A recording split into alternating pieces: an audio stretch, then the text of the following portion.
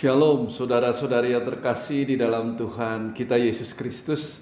Semoga kita semua dalam keadaan sehat dan senantiasa dalam perlindungan Tuhan. Saudara-saudari yang terkasih, kita jumpa lagi dengan permenungan dari saya yang bertema, apakah kita punya hak untuk berbahagia?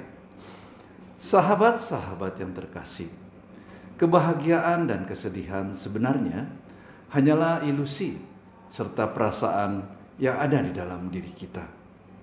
Karena di saat kita bahagia, kesedihan seolah terlupakan. Dan di saat kita bersedih, kebahagiaan seolah pergi entah kemana. Kesedihan adalah proses kehidupan untuk membuat diri kita jauh lebih bijak. Namun ada cara-cara sederhana yang bisa membuat kita bahagia.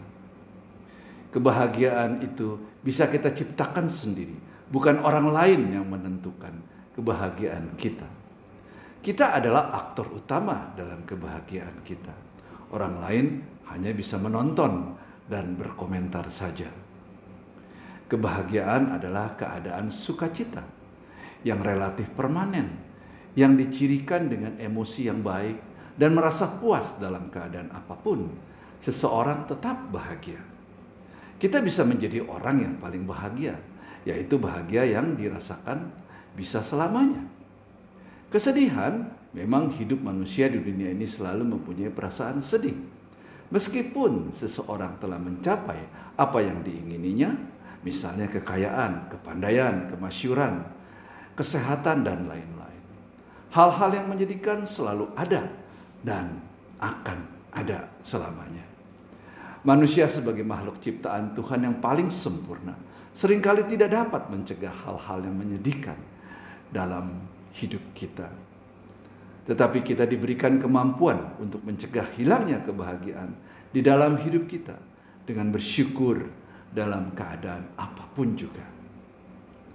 Yang mana pada akhirnya kita akan mencapai level sembuh, yaitu ketika kita bisa mengingat segala sesuatu yang menyakitkan dengan detail, tetapi tidak terasa menyakitkan lagi. Maka jangan terlalu berlarut-larut dalam kesedihan kita. Mulailah ciptakan kebahagiaan di dalam diri kita, karena kita berhak untuk bahagia. Sahabat-sahabat yang terkasih, ada beberapa cara ketika kita ingin keluar dari kesedihan dan menggapai kebahagiaan. Di dalam kitab suci kita bisa temukan bagaimana Allah memberi jalan keluar, dan mari kita coba sama-sama merenunginya. Ayat pertama diambil dari Yesaya bab 43 ayat 18-19. Firman-Nya, janganlah ingat-ingat hal-hal yang dahulu, dan janganlah perhatikan hal-hal yang dari zaman purbakala.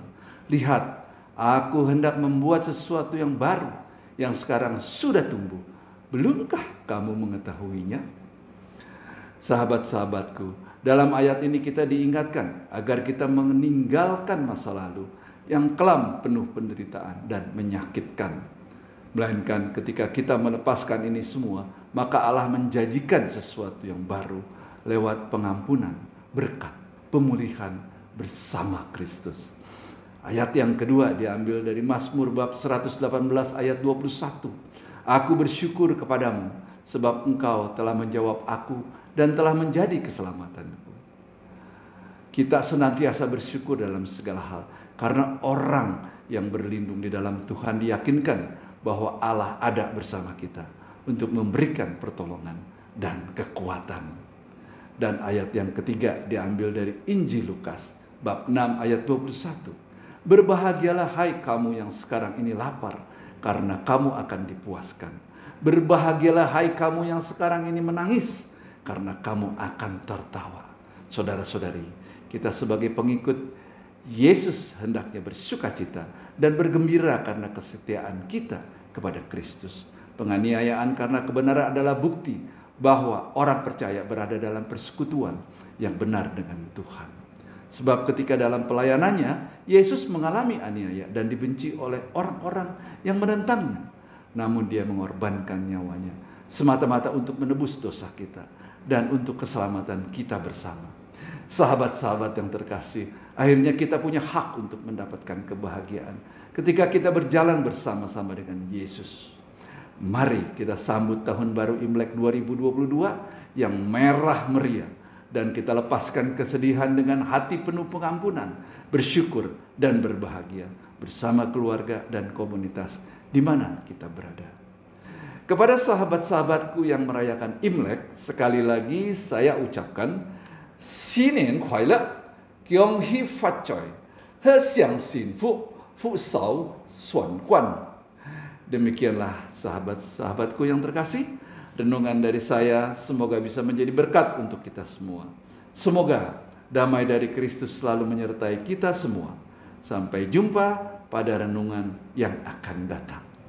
Tuhan memberkati kita semua. Amin.